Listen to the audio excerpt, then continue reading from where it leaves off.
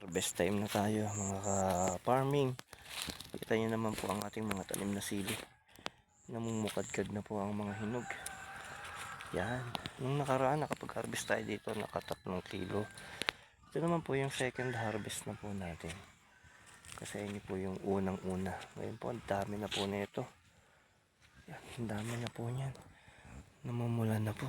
Tanim natin sili. Siguro itong 4 na itong 1, 2, 3, 4, 5 itong 5 linya po na ito, siguro abot po ito ng mga nasa 15 kilo po. Dami.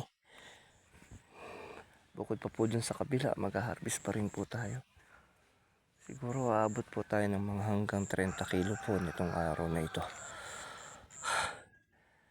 Dami-dami na rin po yan. Kaya hanggang sa muli po, at madami-dami po itong ating harvesting sili. Po, dikit-dikit sa ilalim.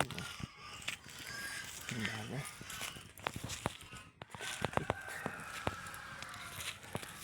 Oh, walas po. Puro bunga. Oh, kita niyo po yan. Oh. Daming bunga.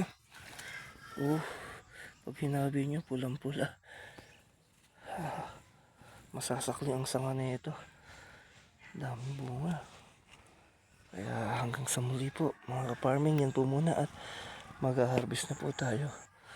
Ito po silihan. Salamat po. Mamaya papakita po namin sa inyo kung gaano karami ating na-harvest. Salamat po.